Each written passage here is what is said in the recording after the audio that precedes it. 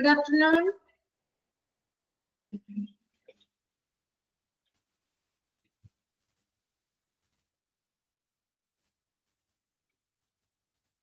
Good afternoon.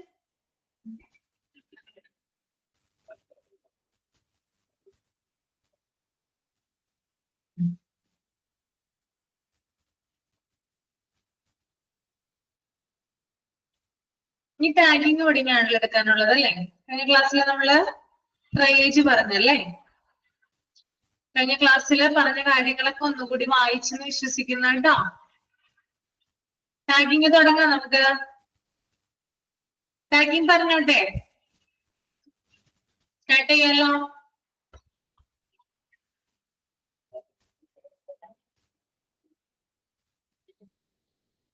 Tagging. Priority for removing patients from disaster site. അതായത് disaster site ചെയ്യുന്ന പേഷ്യൻസിനെ remove ചെയ്യാനുള്ള ഒരു priority ആയിട്ടാണ് ടാഗിങ് ഇവിടെ കൊടുത്തിരിക്കുന്നത്. ഓൾറെഡി നമുക്കറിയാം, അതായത് ക്രിട്ടിക്കൽ പേഷ്യൻസിന് റെഡ് ടാഗ് ആണ് കൊടുക്കുന്നത്. പ്രയോറിറ്റി 1 പേഷ്യൻസിന് റെഡ് ടാഗ് ആണ്, അവരാണ് ഫസ്റ്റ് പ്രയോറിറ്റി എന്ന് പറയുന്നത്. സെക്കൻഡ് പറഞ്ഞായിരുന്നോ? അത് പറഞ്ഞിട്ടുണ്ടായിരുന്നു ടാഗിങ്. ഞാൻ ഒന്നുകൂടി പറയാം. സെക്കൻഡ് അർജന്റ് പേഷ്യൻസ് ആണ്, യെല്ലോ ടാഗ് ആണ് സെക്കൻഡ് പ്രയോറിറ്റിയിൽ വരുന്നത്. തേർഡ് വൺ വാക്കിംഗ് വോണ്ടഡ് ആണ്, ഗ്രീൻ ടാഗ് ആണ് തേർഡിൽ വരുന്നത്. ഫോർത്തില് ഡെഡ് ആണ്, എനി ഡേയിങ് ബ്ലാക്ക് ടാഗ് ആണ് വരുന്നത് കേട്ടോ. ജസ്റ്റ് അത് കളർ മാത്രം ഒന്ന് ഐഡന്റിഫൈ ചെയ്താൽ മതി, അല്ലാണ്ട് വേറെ ഒന്നും അതിനകത്ത് പഠിക്കാനില്ല കേട്ടോ. ഓക്കെ, കളറുകൾ ഇമ്പോർട്ടന്റ് ആണ്. കളറുകൾ റെഡ്, യെല്ലോ, ഗ്രീൻ, ബ്ലാക്ക്, ഈ കളറുകളൊന്ന് അണ്ടർലൈൻ ചെയ്ത് പോവാം.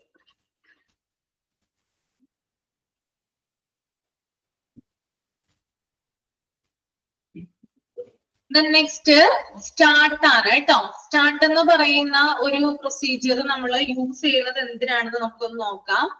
Simple triage and rapid treatment is the method of quickly recognizing victims who have immediately life-threatening injuries and who have best chance of surviving. ഈ start എന്ന് പറയുന്നതിന്റെ full form ആണ് simple triage and rapid treatment കേട്ടോ. സ്റ്റാർട്ടിന്റെ full form ആണ്. എന്തിനു വേണ്ടിയിട്ടാണ് start പ്രക്രിയ എന്തിനു വേണ്ടിയിട്ടാണ് യൂസ് ചെയ്യുന്നത്? എന്താണ് അതിന്റെ പ്രത്യേകത? അതായത് എമർജൻസിയിൽ വരുന്ന പേഷ്യൻസ് ഉണ്ടല്ലോ, അതായത് ഇഞ്ചുറി ആയിട്ടുള്ള പേഷ്യൻസ്, അതുപോലെ തന്നെ ലൈഫ് ത്രെട്ടണിങ് ആയിട്ടുള്ള പേഷ്യൻസ് ഒക്കെ അവര് വരുമ്പോൾ അവരെ പെട്ടെന്ന് സോർട്ട് ഔട്ട് ചെയ്ത്, അതായത് അവരെ പെട്ടെന്ന് ഐഡന്റിഫൈ ചെയ്ത് അവർക്ക് എത്രയും പെട്ടെന്ന് മെഡിക്കൽ കെയർ കൊടുക്കാൻ വേണ്ടിയിട്ടാണ് സ്റ്റാർട്ട് എന്ന് പറയുന്ന മെത്തേഡ് യൂസ് ചെയ്യുന്നത് കേട്ടോ. ഓക്കെ, ഒന്നുകൂടി പറയാം.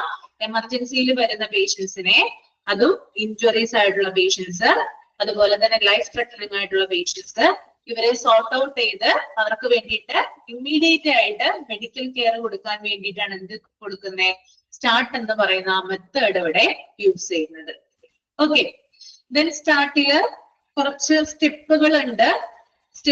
സ്റ്റെപ്പ് ആയിട്ടാണ് അവിടെ ഓരോ പ്രൊസീജിയർ അവിടെ നടത്തുന്നത്. അപ്പൊ നമുക്ക് ആദ്യം നോക്കാം എന്താണ് ഫസ്റ്റ് സ്റ്റെപ്പ് എന്ന് നോക്കാം. First step in start is to sort out victims into ambulatory and non-ambulatory by giving verbal instructions. ആദ്യം തന്നെ പേഷ്യൻസ് വരുമ്പോൾ ഒരു 100 പേഷ്യൻസിനെ കൊണ്ടുവന്നു എന്ന് വിചാരിക്കാം. അതിനകത്ത് ഒരു 20 പേഷ്യൻസ് എന്ന് പറയുന്നത് ആംബുലേറ്ററി പേഷ്യൻസ് ആയിരിക്കും, അതായത് ആംബുലൻസിൽ കൊണ്ടുവരുന്ന പേഷ്യൻസ്. ഇനി ഒരു 30 പേരെന്നുള്ളത് നോൺ ആംബുലേറ്ററി പേഷ്യൻസ് ആയിരിക്കും, അതായത് നടക്കാൻ പറ്റുന്ന പേഷ്യൻസ് ഉണ്ട്, അവരെയാണ് നോൺ ആംബുലേറ്ററി പേഷ്യൻസ് എന്ന് പറയുന്നത്. ഇവരെ എന്ത് ചെയ്യും? ആദ്യം സോർട്ട് ഔട്ട് ചെയ്യും. അതായത് തീരെ ആവശ്യമായിട്ടുള്ള രോഗികളെന്നും അല്ലാതെ അധികം പെട്ടെന്ന് ഇമ്മീഡിയറ്റ് കെയർ ആവശ്യമില്ലാത്ത രോഗികളെന്നും രണ്ട് രീതിയിൽ എന്ത് ചെയ്യുന്നുണ്ട്? ആദ്യം തന്നെ ഇവരെ സോർട്ട് ഔട്ട് ചെയ്യും. അതാണ് ആദ്യത്തെ പ്രൊസീജിയർ, അല്ലെങ്കിൽ ആദ്യത്തെ ആ ഒരു മെത്തേഡ് എന്ന് പറയുന്നത്. സ്റ്റാർട്ടിങ് ആദ്യം സോർട്ട് ഔട്ട് ചെയ്യും. രണ്ടാമത്തത് റെസ്പിറേഷൻ ആണ്. റെസ്പിറേഷൻ എന്ന് പറയുമ്പോൾ എന്താണ്? ബിലോ 30 per minute, അതായത് അവരുടെ ശ്വസന നിരക്ക് അല്ലെങ്കിൽ അവരുടെ റെസ്പിറേഷൻ നിരക്ക് ബിലോ 30 ആണോ നോക്കുന്നത്. അതായത് ഒരു മിനിറ്റില് 30-ൽ താഴെ ആണോ എന്ന് എന്ത് ചെയ്യുന്നുണ്ട്? ചെക്ക് ചെയ്യുന്നുണ്ട്. അതാണ് രണ്ടാമത്തെ സ്റ്റെപ്പ്. അപ്പോ ആദ്യം രോഗികളെ കൊണ്ടുവരുന്നു, ദെൻ രോഗികളെ സോർട്ട് ഔട്ട് ചെയ്യുന്നു, ദെൻ ആദ്യം പരിഗണന കൊടുക്കുന്ന രോഗികളുടെ റെസ്പിറേഷൻ നിരക്ക് നോക്കുന്നു. ദെൻ മൂന്നാമത്തത് പെർഫ്യൂഷൻ ആണ്. പെർഫ്യൂഷൻ എന്ന് പറഞ്ഞാൽ നമ്മുടെ ബ്ലഡ് നമ്മുടെ ടിഷ്യൂലേക്കും അതുപോലെ തന്നെ ഹാർട്ടിലേക്കും ഒക്കെ ഫ്ലോ ആവുന്നതിനെയാണ് എന്ത് പറയുന്നത്, പെർഫ്യൂഷൻ എന്ന് പറയുന്നത് കേട്ടോ.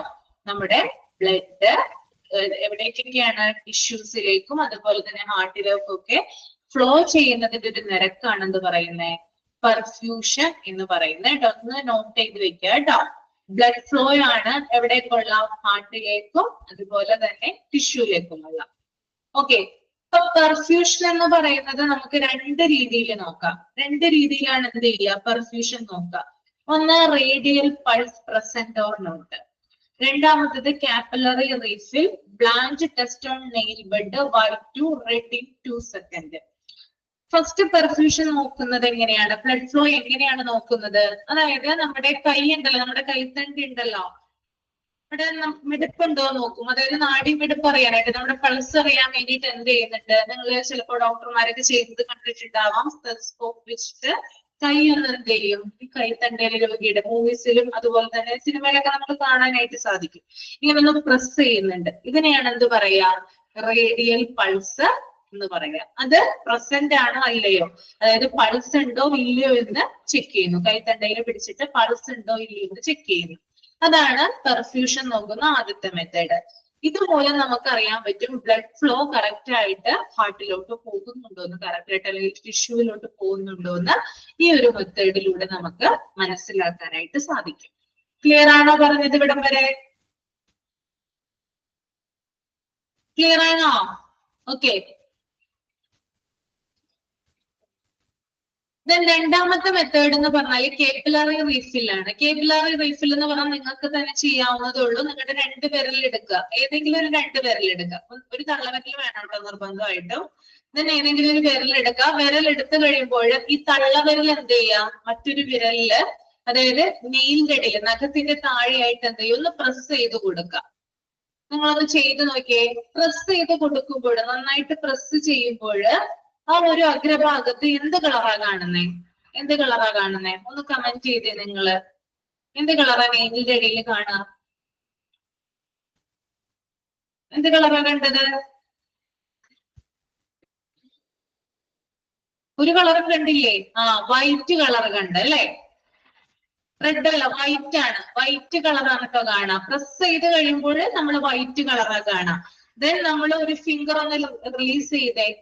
റിലീസ് ചെയ്യുമ്പോൾ നമ്മൾ എവിടെയാണോ പ്രസ് ചെയ്തത് ആ ഭാഗത്ത് എന്ത് കളർ കാണും, ആ ഭാഗത്ത് റെഡ് കളർ കാണാനായിട്ട് സാധിക്കും.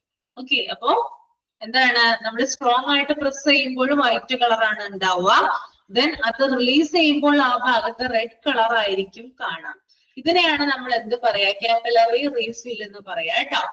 അപ്പോ ഇതുമൂലം എങ്ങനെയാണ് നമ്മളുടെ ഒരാളുടെ ബ്ലഡ് ഫ്ലോ എങ്ങനെയാണ് നമ്മൾ ഐഡന്റിഫൈ ചെയ്യാനായിട്ട് സാധിക്കുക, അതായത് ഹാർട്ട് ബീറ്റിൽ വേരിയേഷൻ ഉള്ള ആളുകൾക്ക് ഇങ്ങനെ റിലീസ് ചെയ്ത് കഴിയുമ്പോൾ റെഡ് കളർ കാണില്ല, പകരം വൈറ്റ് കളർ ആയിരിക്കും ഉണ്ടായിരിക്കുക.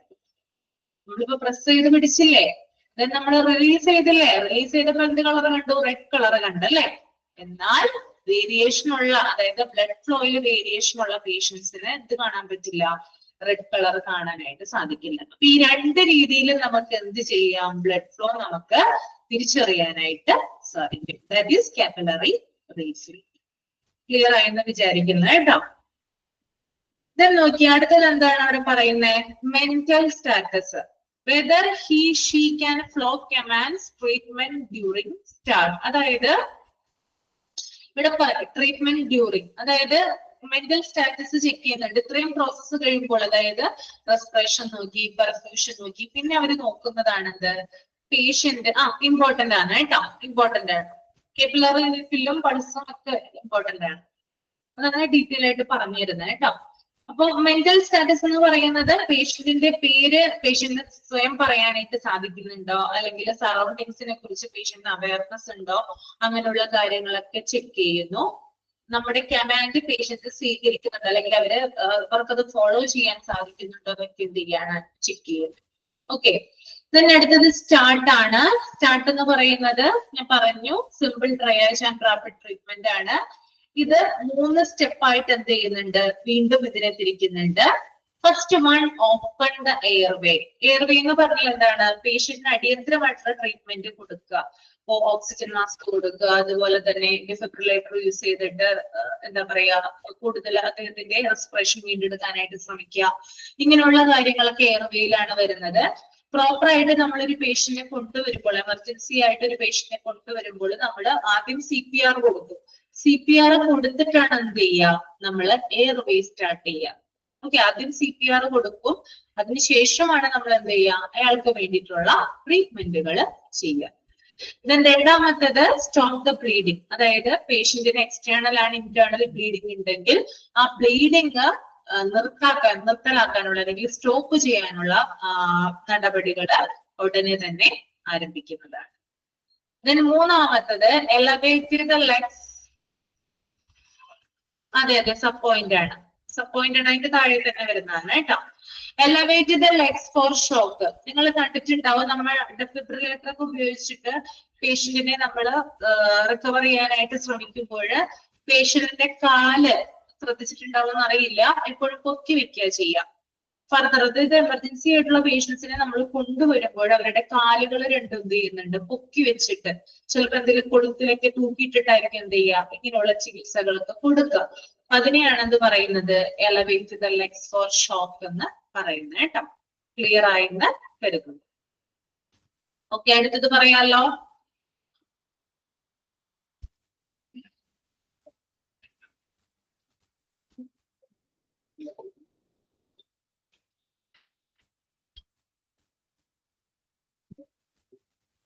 ഒരു 2 മിനിറ്റ് ഒന്ന് റീഡ് ചെയ്യാം. പിക്ചർ കൊടുത്തിരിക്കുന്നത് കണ്ടില്ലേ? നിങ്ങളൊന്ന് 2 മിനിറ്റ് ഒന്ന് റീഡ് ചെയ്ത് എന്താണ് അവിടെ പറഞ്ഞിരിക്കുന്നതെന്ന്. അത് കഴിഞ്ഞിട്ട് ഞാൻ പറഞ്ഞുതരാം.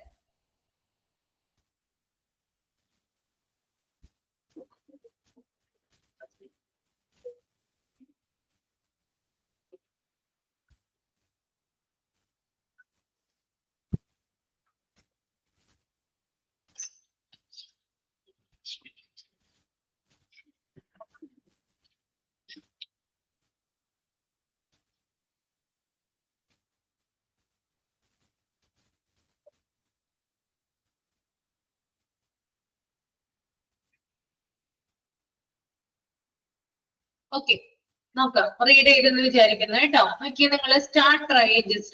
ട്രയേജ് എങ്ങനെയാണ് സ്റ്റാർട്ട് ചെയ്യുന്നത്? ഫസ്റ്റ് വൺ നോക്കിയേ നിങ്ങൾ, എന്താണ് ആരോ മാർക്ക് ഇട്ട് കൊടുത്തിരിക്കുന്നത്? ഈ പേഷ്യന്റ് ബ്രത്തിങ്. ആദ്യം തന്നെ പേഷ്യന്റിനെ കൊണ്ടുവരുമ്പോൾ നമ്മൾ പേഷ്യന്റ് ബ്രത്ത് ചെയ്യുന്നുണ്ടോ എന്ന് നോക്കൂ. ഓക്കെ, ബ്രത്ത് ചെയ്യുന്നില്ല, നോ എന്നാണ് ആൻസർ കൊടുത്തിരിക്കുന്നതെങ്കിൽ, ഈ ബ്രത്ത് ചെയ്യുന്നില്ല എങ്കിൽ പിന്നെന്താണ് നോക്കുക നമ്മള്? Open patient's airway is patient breathing. അതായത് ഓപ്പൺ പേഷ്യൻസ് എയർവേ, അതായത് CPR കൊടുക്കാനായിട്ട് ആരംഭിക്കും. ഓക്കെ, കൊണ്ടുവരുന്ന പേഷ്യന്റ് ശ്വാസം എടുക്കുന്നില്ല, അല്ലെങ്കിൽ പ്രോപ്പറായിട്ട് ബ്രത്ത് ചെയ്യുന്നില്ല എങ്കിൽ ഉടനെ തന്നെ എന്ത് ചെയ്യും? നമ്മള് CPR കൊടുക്കും. ദെൻ CPR കൊടുത്തിട്ടും ഈസ് പേഷ്യന്റ് ബ്രത്തിങ്. വീണ്ടും പേഷ്യന്റ് ബ്രത്ത് ചെയ്യുന്നുണ്ടോ എന്ന് നമ്മൾ ചെക്ക് ചെയ്യും. ഓക്കെ, CPR കൊടുക്കുന്നു, ദെൻ വീണ്ടും എന്ത് ചെക്ക് ചെയ്യുന്നു? ബ്രത്ത് ചെയ്യുന്നുണ്ടോ എന്ന് നോക്കുന്നു. അവിടെ നമുക്ക് നോ എന്നാണ് ഉത്തരം ലഭിക്കുന്നതെങ്കിൽ ഡെഡ് ഓർ ഡൈയിങ് എന്നാണ്. Patient is death. Patient death ആയി എന്നാണ് നമ്മൾക്ക് അനുമാനിക്കാനായിട്ട് സാധിക്കുക. അപ്പോ കൊണ്ടുവരുന്ന പേഷ്യൻസ് അവര് ആദ്യം തന്നെ ബ്രത്ത് ചെയ്യുന്നില്ല എങ്കിൽ ഉടനെ തന്നെ CPR കൊടുക്കുന്നു. CPR കൊടുത്തതിന് ശേഷം ചെക്ക് ചെയ്യുന്നു ബ്രത്ത് ചെയ്യുന്നുണ്ടോ. ദെൻ ഇല്ല എന്നാണെങ്കിൽ പേഷ്യന്റ് ജീവിച്ചിരിക്കില്ല, മരിച്ചു എന്നാണ് കണക്കാക്കപ്പെടുന്നത് കേട്ടോ. ദെൻ കൊണ്ടുവരുന്ന പേഷ്യൻസിന് നമ്മൾ CPR കൊടുത്തു. CPR കൊടുത്തിട്ട് വീണ്ടും ചെക്ക് ചെയ്യുമ്പോൾ ബ്രത്ത് ചെയ്യുന്നുണ്ടോ എന്ന്. യെസ് എന്നാണ് ഉത്തരം ലഭിക്കുന്നുണ്ടെങ്കിൽ, യെസ് ആണ് ആൻസർ ആയിട്ട് വരുന്നതെങ്കിൽ നമുക്ക് എന്താണ്? ഇമ്മീഡിയറ്റ് കെയർ ആണ് കൊടുക്കേണ്ടത് ആ പേഷ്യന്റിന്. ഓക്കെ, ഞാൻ പറഞ്ഞു ഡെത്ത് ആയിട്ടുള്ള പേഷ്യന്റിന്റെ കാര്യം ഞാൻ ഓൾറെഡി പറഞ്ഞു. ഇനി CPR കൊടുത്തു കഴിഞ്ഞ് പേഷ്യന്റ് ശ്വസിക്കാനായിട്ട് ആരംഭിക്കുവാണെങ്കിൽ ഇത്രയും പെട്ടെന്ന് അയാളെ ഇമ്മീഡിയറ്റ് കെയർ കൊടുക്കാനായിട്ട് നോക്കുക. അതാണ് ചെയ്യേണ്ടത് കേട്ടോ. ഇനി വലതുവശത്തായിട്ടുള്ള ആ ഒരു ഇത് നോക്കിയാൽ നിങ്ങള്, ഈസ് പേഷ്യന്റ് ബ്രീത്തിങ്? യെസ്. കൊണ്ടുവരുന്ന പേഷ്യന്റ്, അതായത് എമർജൻസിയിൽ കൊണ്ടുവരുന്ന പേഷ്യന്റ് ബ്രീത്ത് ചെയ്യുന്നുണ്ടെന്ന് വിചാരിക്കുക. യെസ് എന്നാണ് മറുപടി എങ്കില് എന്താണ്? 2 രീതിയിൽ തിരിച്ചിട്ടുണ്ട്. അതായത് ആ ഒരു റെസ്പിറേഷൻ റേറ്റ് നോക്കുക എത്രയാണെന്ന്. അതിനകത്ത് എബോവ് 30 ആണെങ്കിൽ, അതായത് മിനിറ്റില് 30-ൽ കൂടുതലാണെങ്കിൽ ബ്രത്ത് റേറ്റ് എങ്കില് എന്താണ് ചെയ്യേണ്ടത്? ഇമ്മീഡിയറ്റ് കെയർ കൊടുക്കണം. രോഗിക്ക് എന്ത് കൊടുക്കണം? ഇമ്മീഡിയറ്റ് കെയർ കൊടുക്കേണ്ടതുണ്ട്. ഇനി ബിലോ ആണ്, അതായത് ബിലോ 30 ആണ് ബ്രത്ത് റേറ്റ് വരുന്നതെങ്കിൽ എന്താണ്? അത് നമ്മൾ എന്ത് നോക്കണം? റേഡിയൽ പൾസ് പ്രസന്റ് ആണോ നോക്കണം. ഓക്കെ, അപ്പൊ എബോവ് 30 ആണെങ്കിൽ ഇമ്മീഡിയറ്റ് കെയർ കൊടുക്കുക. ഇനി ബിലോ 30 ആണെങ്കിൽ റേഡിയൽ പൾസ് എന്താണ് ഉണ്ടോ നോക്കണം. എങ്ങനെയാണ് റേഡിയൽ പൾസ് നോക്കുക? പറഞ്ഞു, 2 രീതിയിൽ നോക്കുന്നുണ്ടെന്ന്. എങ്ങനെയാ നോക്കാന്ന് കമന്റ് ചെയ്തേ. 2 രീതിയിൽ എങ്ങനെയാ നോക്കുക? റേഡിയൽ പൾസ് എങ്ങനെയാ നോക്കുക?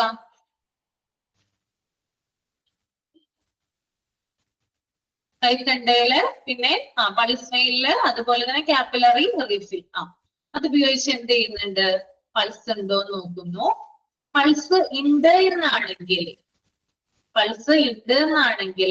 എന്താ പിന്നെ നോക്കുന്ന? പേഷ്യന്റിന്റെ മെന്റൽ സ്റ്റാറ്റസ് ചെക്ക് ചെയ്യുന്നു.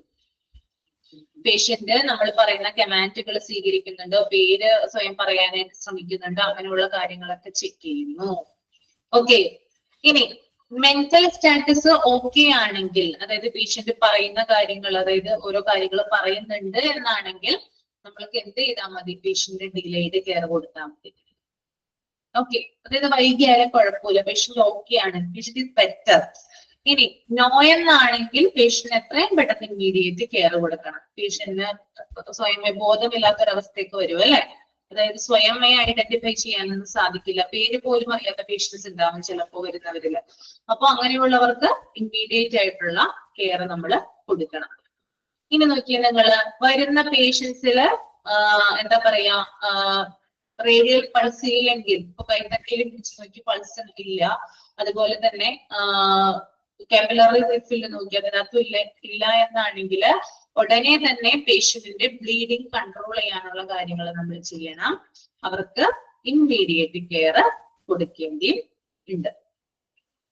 ഓക്കെ, ക്ലിയർ ആണോ?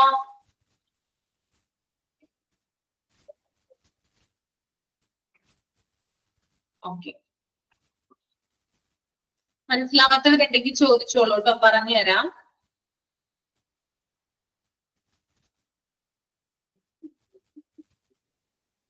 ഇനി നമുക്ക് അടുത്തത് നോക്കാനുള്ളത് ഡിസാസ്റ്റർ റെസ്പോൺസ് കോഡ്സ് ആണ് കേട്ടോ. ഈ ഒരു പിക്ചർ ഉണ്ടല്ലോ, നമ്മളിപ്പോ ഡിസ്കസ് ചെയ്ത ഈ ഒരു പിക്ചർ ഇമ്പോർട്ടന്റ് ആണ് കേട്ടോ. ഓക്കെ, ഡിസാസ്റ്റർ റെസ്പോൺസ് കോഡ്സ് നോക്കാം നമുക്ക്.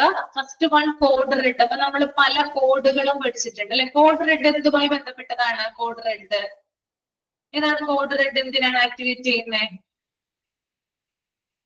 കോഡ് റെഡ് ഫയറുമായി ബന്ധപ്പെട്ടതാണ് അല്ലെ.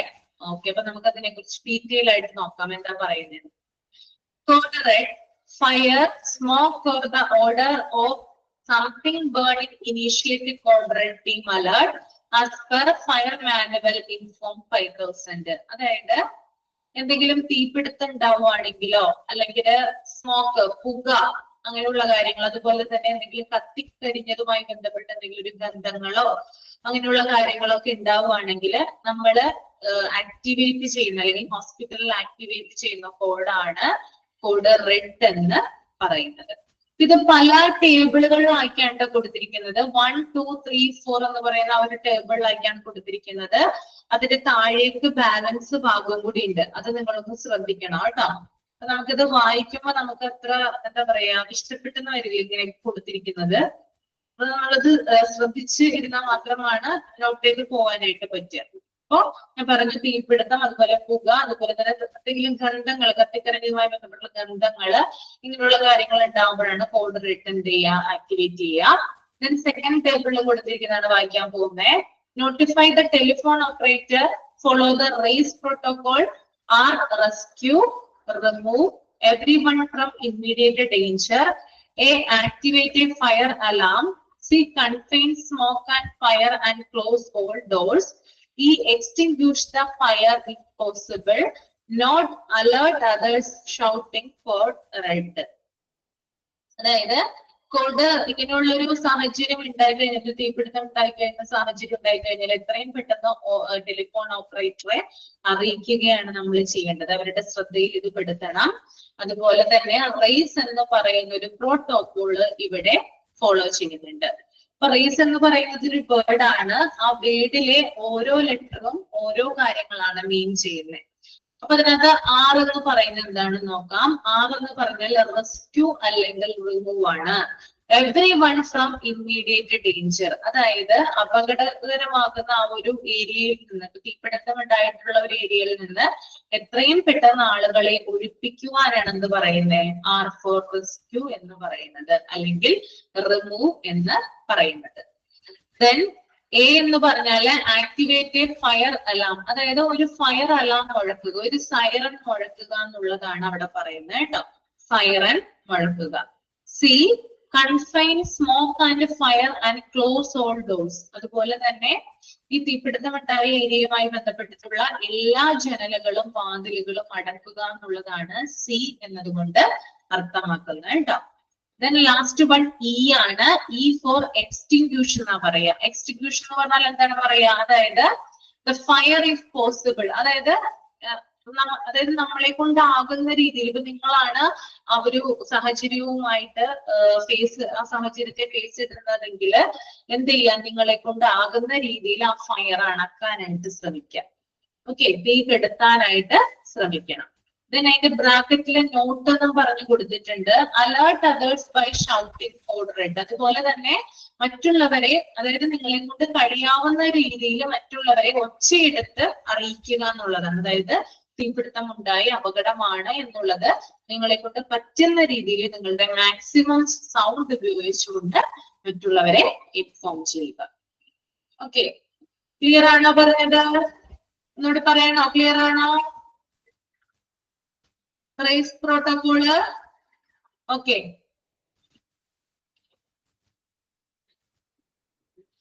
അടുത്ത ടേബിളിൽ പറയുന്നത് in other areas or area away from the alarm location close all doors and windows even if you are not located in alarm area. Watch for signs of fire and smoke.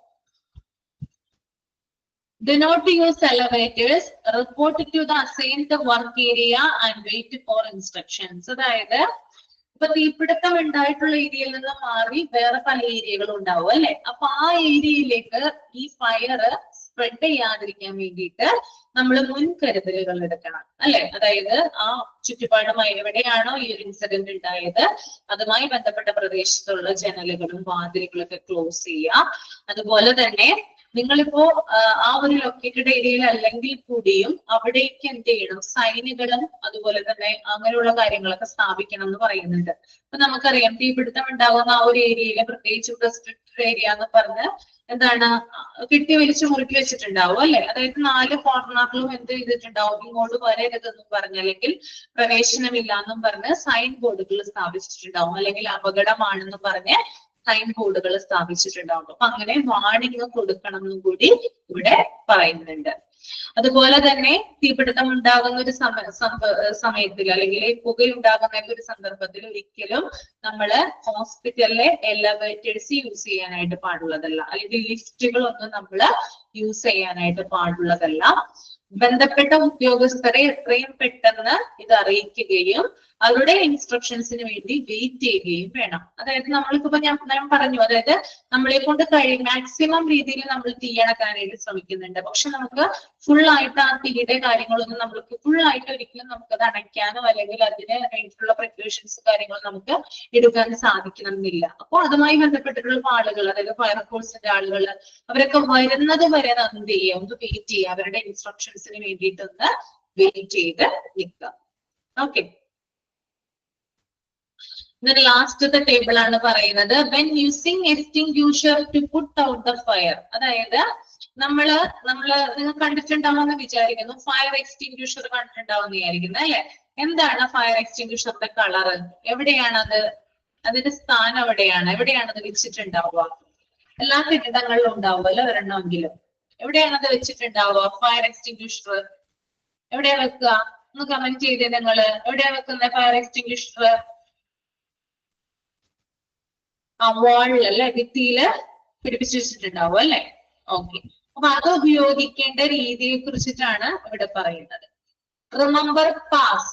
Pass എന്ന് പറയുന്ന protocol അല്ലെങ്കിൽ pass എന്ന് പറയുന്ന ഒരു വേർഡിലുണ്ട് അത് ഉപയോഗിക്കേണ്ട രീതി. അതിന്റെ ഓരോ ലെറ്ററിനും ഓരോ മീനിങ് ഉണ്ട്, നമുക്ക് നോക്കാം. P for pull the pin എന്നാണ് കേട്ടോ. Pull the pin, P M അല്ല, പിൻ എന്നാണ്. അതായത് ഫയർ എക്സ്റ്റിംഗ്വിഷർ എവിടെയാണോ സ്ഥാപിച്ചിരിക്കുന്നത് അവിടെ നിന്ന് അത് വലിച്ചെടുക്കുക, അത് എടുക്കുക, നമ്മൾ അത് എടുക്കുക എന്നുള്ള മീനിങ് ആണ് വരുന്നത്. Pull the pin. Then aim the nozzle. Aim എന്നല്ല, എയിം എന്നാണ്, തെറ്റായിട്ടാണ് അവിടെ കൊടുത്തിരിക്കുന്നത് കേട്ടോ. എയിം എന്നാണ് കേട്ടോ. എയിം ദ നോസിൽ, അതായത് പ്രസ് ചെയ്യാം, അത് എന്താ പറയാ, എടുത്തിട്ട് അത് ഓപ്പൺ ചെയ്യുക അല്ലെങ്കിൽ പ്രസ് ചെയ്യുക എന്നുള്ള meaning. Then S for squeeze the handle, അതായത് സ്പ്രെഡ് ചെയ്യിപ്പിക്കാനായിട്ട് തുടങ്ങുക. ആ എയിം ആണ്, എയിം ആണ്, എയിം അല്ല കേട്ടോ, എയിം അല്ല, എയിം ആണ്.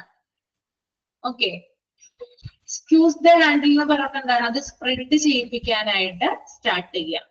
Okay, then last S sweep in a side to side motion. ഏത് ഏരിയയിലാണോ നമ്മളത്, എവിടേക്കാണോ അത് ഇവിടുത്തെ ഉണ്ടായെങ്കിൽ അല്ലെങ്കിൽ എവിടേക്കാണോ പുക ഉണ്ടായിട്ടുള്ളത് അവിടേക്ക് നമ്മൾ എന്ത് ചെയ്യുക, അത് സ്പ്രെഡ് ചെയ്യിപ്പിക്കുക. സൈഡ് ടു എല്ലാ ഭാഗത്തേക്കും എന്ത് ചെയ്യിപ്പിക്കുക, സ്പ്രെഡ് ചെയ്യിപ്പിക്കുക. അപ്പൊ പി എന്ന് പറഞ്ഞാല് അത് എടുക്കുക, pull the pin. Then A എന്ന് പറഞ്ഞാല് എയിംസിൽ അത് പ്രസ് ചെയ്യുക, അതിനെ ലക്ഷ്യം വെച്ചുകൊണ്ട് പ്രസ് ചെയ്യുക. ദെൻ സ്ക്യൂസ് ദ ഹാൻഡിൽ എന്ന് പറഞ്ഞാല് അത് സ്പ്രെഡ് ചെയ്യാനുള്ള കാര്യങ്ങൾ ചെയ്യുക. Sweep in a side to side motion എന്ന് പറഞ്ഞാൽ എല്ലാ ഏരിയകളിലേക്കും അത് സ്പ്രെഡ് ചെയ്യിപ്പിക്കുക. അപ്പൊ ഇത്രയുമാണ് എന്ത് കോഡ് റെഡുമായിട്ട് നമുക്ക് പഠിക്കാനായിട്ടുള്ളത്. കോഡ് റെഡ് ക്ലിയർ ആണോ? Is it clear?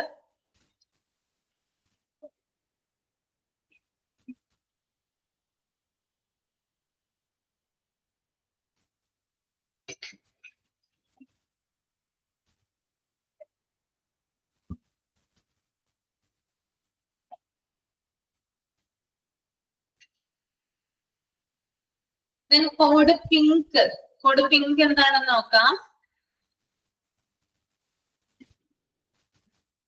Code pink is activated when an infant child is confirmed missing from the NICU, labor room, ward or from the pediatrics floor. എന്താണ്, അതായത് കോഡ് പിങ്ക് എന്ന് പറയുന്നത് child മിസ്സിംഗുമായി ബന്ധപ്പെട്ടതാണ്. ഈ child മിസ്സാവുന്ന എവിടെ നിന്നാണോ, ഒന്നില്ലെങ്കിൽ പീഡിയാട്രിക് വാർഡിൽ നിന്നാവാം, അല്ലെങ്കിൽ ലേബർ റൂമിൽ നിന്നാകാം, അല്ലെങ്കിൽ NICU നിന്നാവാം. എവിടെ നിന്നാവട്ടെ, ചൈൽഡ് മിസ്സിംഗ് ആണോ ഹോസ്പിറ്റലിൽ എന്ത് ഉപയോഗിക്കുന്നു, ഏത് കോഡാണ് ആക്ടിവേറ്റ് ചെയ്യുന്നത്, പിങ്ക് ആണ് ആക്ടിവേറ്റ് ചെയ്യുന്നത് കേട്ടോ. നമുക്കറിയാം, നമ്മുടെ മൂവീസിലൊക്കെ കണ്ടിട്ടുണ്ട്, പ്രസവ മുറിയിൽ നിന്നോ അല്ലെങ്കിൽ NICU നിന്നോ അല്ലെങ്കിൽ നിങ്ങളുടെ വാർഡിൽ നിന്ന് കുഞ്ഞുങ്ങളെ കിഡ്നാപ്പ് ചെയ്തു പോകുന്ന സംഭവങ്ങളൊക്കെ ഉണ്ട്. അപ്പൊ അതുമായി ബന്ധപ്പെട്ടിട്ട് ഏത് കോഡാണ് ആക്ടിവേറ്റ് ചെയ്യുന്നത്, കോഡ് പിങ്ക് ആണ് ആക്ടിവേറ്റ് ചെയ്യുക. ഓക്കെ, അപ്പൊ നമുക്ക് രണ്ടാമത്തെ ടേബിൾ ഒന്ന് നോക്കാം. Upon learning of an infant or child missing, notify the security supervisor 1745 immediately. Secure the immediate area if possible. Allow no one to enter or exit until the arrival of security staff. Check stairways, lounges, waiting room and the restrooms. എന്താണ്, അതായത് ഒരു child മിസ്സായി കഴിഞ്ഞ് നമ്മൾക്ക് ഒരു information കിട്ടിക്കഴിഞ്ഞാല് ഉടനെ തന്നെ നമ്മൾ സെക്യൂരിറ്റി സൂപ്പർവൈസറെ ആ വിവരം അറിയിക്കണം. സെക്യൂരിറ്റി സൂപ്പർവൈസറിന്റെ നമ്പർ ആണ് 1745. നമ്പർ ഇമ്പോർട്ടന്റ് ആണ് കേട്ടോ, അണ്ടർലൈൻ ചെയ്യുക. 1745. ഓക്കെ, അദ്ദേഹത്തിനെ നമ്മൾ ഇൻഫോം ചെയ്യണം. അതുപോലെ തന്നെ കുട്ടിയെ ഏത് ഭാഗത്തു നിന്നാണോ കുട്ടിയെ നഷ്ടപ്പെട്ടത് ആ ഒരു ഏരിയ സെക്യൂർ ആക്കണം. കഴിയുമെങ്കിൽ ആ ഒരു ഏരിയ സെക്യൂർ ആക്കുക. അതുപോലെ തന്നെ ആരെയും ഹോസ്പിറ്റലിന് പുറത്തേക്കോ ഹോസ്പിറ്റലിനകത്തേക്കോ കയറ്റി വിടരുത്, അല്ലെങ്കിൽ പുറത്തേക്ക് വിടരുത്. ഒരാളെയും, അതായത് ഹോസ്പിറ്റലിൽ വന്നിട്ടുള്ള ഒരാളെയും നമ്മൾ പുറത്തേക്ക് പോകാനുള്ള അനുവാദം കൊടുക്കാനായിട്ട് പാടില്ല. പുറത്തുനിന്ന് ആരെയും അകത്തേക്കും കയറ്റാനായിട്ട് പാടില്ല. സെക്യൂരിറ്റി സ്റ്റാഫ് വരുന്നത് വരെ നമ്മൾ ഈ കാര്യങ്ങള് വാച്ച് ചെയ്യണം. അതുപോലെ തന്നെ സ്റ്റെയർവേസിന്റെ അവിടെ ചെക്ക് ചെയ്യുക. ലോഞ്ചസ്, വിശ്രമ മുറികള്, വെയിറ്റിംഗ് റൂമുകള്, റെസ്റ്റ് റൂമുകള്, ഇങ്ങനെയുള്ള സ്ഥലങ്ങളിലൊക്കെ കുട്ടിയുണ്ടോ എന്നത് കൂടി എന്ത് ചെയ്യണം, ചെക്ക് ചെയ്യേണ്ടതായിട്ടുണ്ട്. Okay, Then next one, question anyone carrying a large duffel bag, packages and trying to conceal an object under their clothing. In the event that someone is observed that first into the above category, call security and do not lose sight of that person. എന്താ പറയുന്നത്? അതായത് question ചെയ്യുക എന്ന്. ആരെയൊക്കെയാണ് നമ്മൾ question ചെയ്യേണ്ട സാഹചര്യം ഉണ്ടാവുന്നത്? അതായത് ചില കേസുകളിൽ നമ്മൾ അസാധാരണമായിട്ട് എന്തെങ്കിലും കാണുവാണെങ്കിൽ നമുക്ക് അവരെ ക്വസ്റ്റ്യൻ ചെയ്യാവുന്നതാണ്, അല്ലെ? അതായത് ഇപ്പോ ഒരാള് വലിയ പെട്ടിയായിട്ട് കടന്നു പോവുകയാണ്, അപ്പൊ നമുക്ക് വേണമെങ്കിൽ സംശയം തോന്നാം, കുട്ടി അതിനകത്തുണ്ടോ എന്ന് നമുക്ക് സംശയം തോന്നാം. അതുപോലെ തന്നെ ഒരാളുടെ ഡ്രസ്സിന്റെ ഇടയിൽ എന്തോ ഒന്ന് ഒളിപ്പിച്ചിരിക്കുന്നതായിട്ട് നമുക്ക് സംശയം തോന്നുകയാണ്, അപ്പൊ നമുക്ക് വേണമെങ്കിൽ അയാളെ ക്വസ്റ്റ്യൻ ചെയ്യാം. അപ്പൊ ഈ രണ്ട് സാഹചര്യത്തിൽ എന്ത് ചെയ്യാം? നമുക്ക് ആളെ ക്വസ്റ്റ്യൻ ചെയ്യാവുന്നതാണ്. അത് അപ്പൊ സാധാരണമായിട്ട് നമ്മൾ എന്തൊക്കെ കണ്ടു ഇതുമായി ബന്ധപ്പെട്ടിട്ട് അവരെയൊക്കെ നമ്മൾക്ക് ക്വസ്റ്റ്യൻ ചെയ്യാവുന്നതാണ്. അതുപോലെ തന്നെ ഇവിടെ പറയുന്നത് നമ്മള് ഇങ്ങനെ സംശയാസ്പദമായിട്ടുള്ള രീതിയിൽ ആളുകളെ കാണുമ്പോൾ സെക്യൂരിറ്റി സ്റ്റാഫ് വരുന്നത് വരെ അവരെ വിടരുതെന്നാണ് പറയുന്നത്. അതായത് അവരെ നമ്മൾ ഹോൾഡ് ചെയ്യണം. അവര് നമ്മളെ കണ്ണിന്റെ മുന്നിൽ നിന്ന് മായാനായിട്ട് പാടുള്ളതല്ല. ഹോൾഡ് ചെയ്ത് നിർത്തുക എന്നുള്ളതും ഇമ്പോർട്ടന്റ് ആയിട്ടുള്ള കാര്യം തന്നെയാണ്. Okay, then next one, if that suspected person attempts to leave the building prior to the arrival of security officers, do attempt to stall the person in any way possible. If the person does get into a vehicle, get a good description of the vehicle and the vehicle number and notify the security. ഇനി നമ്മൾക്ക് സംശയം തോന്നുന്ന ആരെങ്കിലും ആ building വിട്ട് പോകാനായിട്ട് ഒരു ശ്രമം നടത്തുവാണെങ്കിൽ നമ്മൾ അവരെ തടയണം. അപ്പൊ ബാഗുമായിട്ട് ഒരാൾ നിൽക്കുകയാണ്, അല്ലെങ്കിൽ വലിയൊരു പെട്ടിയായിട്ട് നിൽക്കുകയാണ്, നമ്മൾക്ക് അവരെ സംശയം തോന്നി, ഒരിക്കലും നമ്മൾ അവരെ പുറത്തേക്ക് വിടാനായിട്ട് പാടില്ല. നമ്മൾ അവരെ തടഞ്ഞ് നിർത്തണം. ഇനി അവരെങ്ങാനും പുറത്തേക്ക് പോയി കഴിഞ്ഞാല്, നമ്മളെയും തള്ളിയിട്ട് അവരെങ്ങാനും പുറത്തേക്ക് പോയി കഴിഞ്ഞാല് ചിലപ്പോ ഒരു വാഹനത്തിലായിരിക്കും കയറി രക്ഷപ്പെടുക, അല്ലെ? അപ്പോ ആ വാഹനം ഏതാണെന്ന് നോട്ട് ചെയ്യണം, അതിന്റെ കളർ ഏതാണെന്ന് നോട്ട് ചെയ്യണം, ദെൻ അതിന്റെ നമ്പറും കൂടി നോട്ട് ചെയ്തിട്ട് നമ്മള് സെക്യൂരിറ്റിക്ക് കൊടുക്കേണ്ടതാണ് കേട്ടോ. ഇത്രയും കാര്യങ്ങളാണ് കോഡ് പിങ്ക് കേട്ടോ. കോഡ് പിങ്ക് മനസ്സിലായോ? ഒന്നും കൂടി പറയണോ ആർക്കെങ്കിലും? ഇനി കോഡ് പിങ്ക് ക്ലിയർ ആണോ?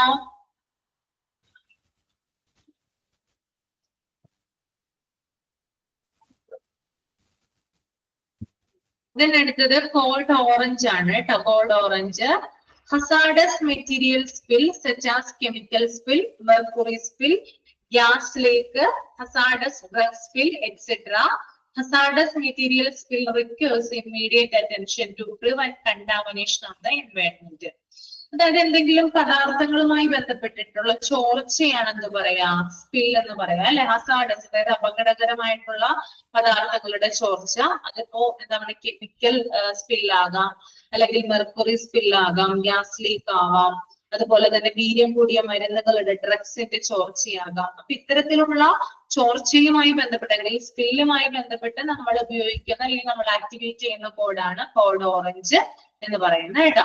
അപ്പൊ ഏതൊക്കെയാണ്? hazardous materials will require immediate attention to prevent contamination of the environment. അതായത് ഇങ്ങനെ ഒരു ചോർച്ച ഉണ്ടായി കഴിഞ്ഞാൽ അത് മറ്റു ഏരിയകളിൽ കൂടി വ്യാപിക്കാനുള്ള സാധ്യത കൂടുതലാണ്. അതുകൊണ്ട് തന്നെ അവിടെയുള്ള കണ്ടാമിനേഷൻ തടയുന്നതിന് വേണ്ടി എത്രയും പെട്ടെന്ന് ഇമ്മീഡിയറ്റ് ആയിട്ടുള്ള അറ്റൻഷൻ നമ്മൾ എടുക്കേണ്ടതുണ്ട്. ഓക്കെ, രണ്ടാമത്തെ table, if the spill is in your work area, remove the people, patients from the area immediately. Call the operator to initiate the code orange. അതായത് ഈ സ്പിൽ എന്ന് പറയുന്നത് നിങ്ങളുടെ വർക്ക് ഏരിയയിലാണെങ്കിൽ, ഇപ്പൊ നിങ്ങൾ ജോലി ചെയ്യുന്ന സ്ഥലത്താണ് ഒരു പദാർത്ഥ ചോർച്ച ഉണ്ടായെന്ന് വിചാരിക്കും, ഒരു കെമിക്കൽ സ്പിൽ ഉണ്ടായെന്ന് വിചാരിക്കാം. എത്രയും പെട്ടെന്ന് എന്ത് ചെയ്യണം? അവിടെയുള്ള ആളുകളെ അവിടെ നിന്ന് റിമൂവ് ചെയ്യാനായിട്ട് ശ്രമിക്കണം. അതുപോലെ തന്നെ ഓപ്പറേറ്ററെ നമ്മൾ ഇൻഫോം ചെയ്യണം, കോഡ് ഓറഞ്ച് ആക്ടിവേറ്റ് ചെയ്യണമെന്ന് ഉള്ളൊരു ഇൻഫോർമേഷനും കൂടി അദ്ദേഹത്തിന് നമ്മൾ കൊടുക്കണം. Okay, next table, alert others in the area, confine the spill if possible to do it safely, cordon off the area and post warning signs. Do not attempt to clean up any spill without the appropriate PPE. Use an appropriate spill kit. After cleanup, dispose of all PPE and spill material as hazardous waste. അതുപോലെ തന്നെ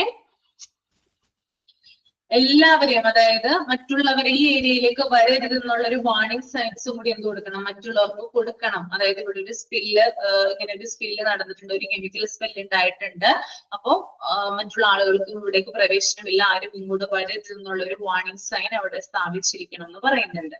അതുപോലെ തന്നെ നമ്മള് എപ്പോഴും സ്പില്ലുമായിട്ട് നമ്മളിപ്പോ ഒരു വാതക ചോർച്ച നടന്നിരിക്കുകയാണ്, നമ്മൾ അതുമായിട്ട് ഇന്ററാക്ട് ചെയ്യുകയാണ്. അതായത് അത് പരിഹരിക്കാൻ വേണ്ടിയിട്ട്, അല്ലെങ്കിൽ ആ വാതക ചോർച്ച തടയാൻ വേണ്ടിയിട്ട് നമ്മൾ എന്ത് ചെയ്യണം, ആ ജോലിയിൽ പങ്കാളികളാവുകയാണെന്ന് വിചാരിക്കാം. അങ്ങനെ നമ്മൾ ചെയ്യുമ്പോൾ, അതുമായി ബന്ധപ്പെട്ട കാര്യങ്ങൾ നമ്മൾ ചെയ്യുമ്പോൾ തീർച്ചയായിട്ടും നമ്മൾ PPE കിറ്റ് ധരിച്ചിരിക്കണം. PPE കിറ്റ് എന്ന് പറയുന്നത് നമ്മൾ ഉചിതമായിട്ട് സ്യൂട്ടബിൾ ആയിട്ടുള്ള രീതിയിലായിരിക്കണം അത് ധരിച്ചിരിക്കേണ്ടത്. മാത്രമല്ല അതിന്റെ ആവശ്യം കഴിഞ്ഞു കഴിഞ്ഞാൽ അത് അലക്ഷ്യമായിട്ട് വലിച്ചിടാനായിട്ട് പാടുള്ളതല്ല. കറക്റ്റ് ആയിട്ട് അത് ഡിസ്പോസ് ചെയ്യണം.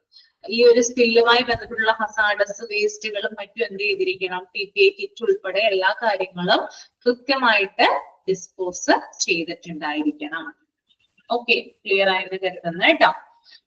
ലാസ്റ്റ് ടേബിളിൽ പറയുന്നത് account for all people in the area during the cleanup procedures. If the skin is contaminated, wash the area with the soap and water for at least 5 minutes or shower thoroughly. Notify ICN nursing supervisor CMO. If an accidental exposure occurs, seek medical help immediately. എന്താ പറയുന്നത്, അതായത് നമ്മളിപ്പോ ഈ ഒരു സ്പില്ലുമായി ബന്ധപ്പെട്ട് ഞാൻ പറഞ്ഞു നമ്മൾ ഇന്ററാക്ട് ചെയ്യുമ്പോൾ നമ്മൾ അതിനകത്ത് ഇൻവോൾവ് ആകുമ്പോൾ നമ്മുടെ സ്കിന്നില്, നമ്മുടെ ബോഡിയില് ഈ പദാർത്ഥങ്ങൾ, അതായത് ഈ ചോർച്ചയുമായി ബന്ധപ്പെട്ടിട്ടുള്ള കെമിക്കൽസ് നമ്മുടെ ബോഡിയിൽ പറ്റിപ്പിടിക്കുകയാണെങ്കിൽ നമ്മൾ എന്ത് ചെയ്തിരിക്കണം, 5 മിനിറ്റ് ഉപയോഗിച്ച് നമ്മൾ സോപ്പും വെള്ളവും, അതായത് 5 മിനിറ്റ് എടുത്തുകൊണ്ട് സോപ്പും വെള്ളവും ഉപയോഗിച്ച് നമ്മൾ കറക്റ്റ് ആയിട്ട് നമ്മുടെ ബോഡി വാഷ് ചെയ്തിരിക്കണം. ചിലപ്പോൾ നമ്മുടെ കൈയുടെ ഭാഗത്തായിരിക്കാം, അല്ലെങ്കിൽ കാലിന്റെ ഭാഗത്തായിരിക്കാം, അല്ലെങ്കിൽ നമ്മുടെ ശരീരത്തിലെ ഏതെങ്കിലും ഒരു ഭാഗത്തൊക്കെ തെറിച്ചു എന്ന് വിചാരിക്കാം. നമ്മൾ 5 മിനിറ്റ് എടുത്തിട്ട് നന്നായിട്ട് സോപ്പും വെള്ളം ഉപയോഗിച്ചിട്ട് എന്ത് ചെയ്യാം, അത് കഴുകിക്കളയാം. ഇനി അബദ്ധവശാല് നമ്മുടെ കണ്ണിലേക്കോ അല്ലെങ്കിൽ നമ്മുടെ വായിലേക്കോ ഈ ഒരു പദാർത്ഥം തെറിക്കുകയാണെങ്കിൽ, നമ്മുടെ ഉള്ളിൽ ചെല്ലുമല്ലോ, കണ്ണിലൊക്കെ തെറിക്കാന്ന് പറഞ്ഞാൽ കുറച്ചുകൂടി ഡേഞ്ചർ ആണ്, വായിലോട്ടൊക്കെ പോവാന്ന് പറഞ്ഞാൽ ഡേഞ്ചർ ആണ്. അപ്പൊ അങ്ങനെ ഒരു സിറ്റുവേഷൻ ഉണ്ടാകുന്ന സാഹചര്യത്തിൽ നമ്മൾക്ക് എന്ത് ചെയ്യാം, ICN നഴ്സിംഗ് സൂപ്പർവൈസറെ നമുക്ക് ഇൻഫോം ചെയ്യാം. അതുപോലെ തന്നെ കാഷ്വാലിറ്റി മെഡിക്കൽ ഓഫീസറെ ഇൻഫോം ചെയ്യാം. അതിനുശേഷം നമുക്ക് വേണ്ട രീതിയിലുള്ള മെഡിക്കൽ ഹെൽപ്പ് നമുക്ക് സ്വീകരിക്കാം. ഓക്കെ, ഇപ്പൊ സ്കിന്നിൽ പറ്റിപ്പിടിക്കുകയാണെങ്കിൽ നമുക്ക് എന്ത് ചെയ്താൽ മതി, സോപ്പും വെള്ളം ഉപയോഗിച്ചിട്ട് അത് മര്യാദ കഴുകിക്കളഞ്ഞാൽ മതി അല്ലെ. എന്നാല് നമ്മുടെ കണ്ണിലേക്കോ അല്ലെങ്കിൽ അത് നമ്മുടെ വായിലേക്കോ തെറിക്കുകയാണെങ്കിൽ അത് കുറച്ചുകൂടി ഡേഞ്ചർ ആണ്. അപ്പൊ നമ്മള് അതിന് വേണ്ട രീതിയിലുള്ള മെഡിക്കൽ പ്രിക്കോഷൻസ് നമ്മൾ സ്വീകരിച്ചിരിക്കും.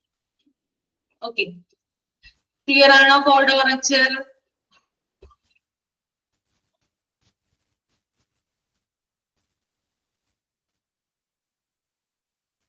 അടുത്തത് കോഡ് ബ്ലൂ ആണ്. കോഡ് ബ്ലൂ എന്തുമായി ബന്ധപ്പെട്ടതാ? കോഡ് ബ്ലൂ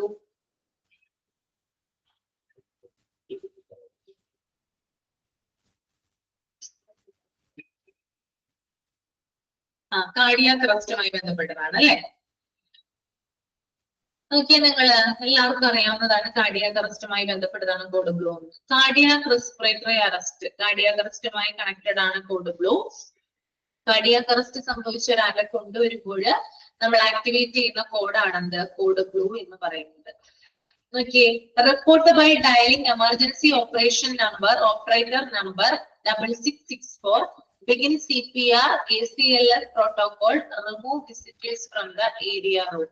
അതായത് കാർഡിയാക് അറസ്റ്റുമായിട്ട് നമ്മൾ ഒരാളെ കൊണ്ടുവന്നു കഴിഞ്ഞാൽ ഉടനെ തന്നെ എമർജൻസി ഓപ്പറേറ്ററെ വിവരം അറിയിക്കും. എമർജൻസി ഓപ്പറേറ്ററുടെ നമ്പറാണ്, ദാറ്റ് മീൻസ് ടെലിഫോൺ ഓപ്പറേറ്റർ. അദ്ദേഹത്തെ വിവരം അറിയിച്ചിട്ട് ആ വിവരം അറിയിക്കുന്നതിനുള്ള, അതായത് അദ്ദേഹത്തിന്റെ നമ്പറാണ് 6664 എന്നുള്ളത്. ഇമ്പോർട്ടന്റ് ആണ് കേട്ടോ. 6664 എന്നുള്ളത് കാർഡിയാക് അറസ്റ്റുമായി ബന്ധപ്പെട്ട് അല്ലെങ്കിൽ കോഡ് ബ്ലൂവുമായി ബന്ധപ്പെട്ട് നമ്മൾ എന്താ പറയാ, നമ്മുടെ ഹെൽപ്പിന് വേണ്ടി വിളിക്കുന്ന ഒരു നമ്പറാണ്. ദെൻ അതിനുശേഷം നമ്മൾ എന്താണ് ചെയ്യുക, ബിഗിൻ CPR, അതായത് CPR കൊടുക്കും. പേഷ്യന്റ് കാർഡിയാക് അറസ്റ്റുമായി വന്നു കഴിഞ്ഞാൽ ഉടനെ തന്നെ നമുക്ക് അയാൾക്ക് CPR കൊടുക്കണം അല്ലെ. CPR കൊടുത്തതിന് ശേഷം ACLS പ്രോട്ടോകോൾ. ACLS പ്രോട്ടോകോൾ എന്ന് പറഞ്ഞാൽ എന്താണ് അർത്ഥമാക്കുന്നത്? അതായത് അഡ്വാൻസ്ഡ് കാർഡിയാക് ലൈഫ് സപ്പോർട്ട് ആണ് ACLS കേട്ടോ. അഡ്വാൻസ്ഡ് കാർഡിയാക് ലൈഫ് സപ്പോർട്ട് ആണ് ACLS എന്ന് പറയുന്നത്.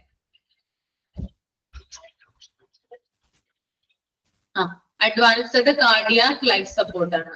ഓക്കെ, അപ്പോ CPR കൊടുത്തതിന് ശേഷം അദ്ദേഹത്തിന് ഫർദർ ട്രീറ്റ്മെന്റ്, കാർഡിയാക്കുമായി ബന്ധപ്പെട്ട് അദ്ദേഹത്തിന് ഫർദർ ട്രീറ്റ്മെന്റ് കൊടുക്കുന്നതാണ് എന്ത് ACLS പ്രോട്ടോകോൾ എന്നതുകൊണ്ട് ഉദ്ദേശിക്കുന്നത് കേട്ടോ. അതുപോലെ തന്നെ വിസിറ്റേഴ്സ് ഒക്കെ അദ്ദേഹത്തിന്റെ ചുറ്റുപാടിൽ നിൽക്കുന്നുണ്ടെങ്കിൽ, ധാരാളം ആളുകൾ കൂടി നിൽക്കുന്നുണ്ടെങ്കിൽ അവരെ എന്ത് ചെയ്യും, എത്രയും പെട്ടെന്ന് അവിടെ നിന്ന് ഒഴിപ്പിക്കാനായിട്ട് നോക്കും. ഇതാണ് അവിടെ വരെ ആ ഒരു ടേബിളിൽ പറയുന്നുള്ളൂ. അടുത്തത് follow code blue policies and procedures and phlebotomy and ECG services. അതായത് കോഡ് ബ്ലൂ പോളിസീസും പ്രൊസീജിയേഴ്സും നമ്മൾ ഫോളോ ചെയ്യുമ്പോൾ അടുത്ത് നമ്മൾ നോക്കുന്ന ഒരു സ്റ്റെപ്പ് എന്ന് പറയുന്നത് കാർഡിയാക് അറസ്റ്റുമായി ബന്ധപ്പെട്ടിട്ടുള്ള പേഷ്യന്റിന്റെ ബ്ലഡ് നമ്മൾ ലബോറട്ടറിയിലേക്ക് സെൻഡ് ചെയ്യും. അതാണ് ഫ്ലബോട്ടമി എന്ന് പറയുന്നത് കേട്ടോ. എവിടേക്ക് സെൻഡ് ചെയ്യും? ഫ്ലബോട്ടമിയിൽ, അതായത് ലബോറട്ടറിയിൽ ടെസ്റ്റുകളും മറ്റും നടത്താൻ വേണ്ടിയിട്ട് സെൻഡ് ചെയ്യും ഉടനെ തന്നെ. Then ECG സർവീസസ്, അതായത് ഹാർട്ട് ബീറ്റും കാര്യങ്ങളും അല്ലെങ്കിൽ വേരിയേഷൻ, ഹാർട്ടിന്റെ വേരിയേഷൻ ഒക്കെ അറിയാൻ വേണ്ടിയിട്ട് എത്രയും പെട്ടെന്ന് ECGയും എടുക്കുന്നതായിരിക്കും. ഓക്കെ, അപ്പോ ബ്ലഡ് എന്ത് ചെയ്യും, ലബോറട്ടറി അല്ലെങ്കിൽ ഫ്ലബോട്ടമിയിലേക്ക് അയക്കും. അതുകൂടാതെ ECG അദ്ദേഹത്തിന് എത്രയും പെട്ടെന്ന് എടുക്കുന്നതായിരിക്കും. ലാസ്റ്റ് ടേബിളില് resume normal operation, only designated team members will respond to the CPR area.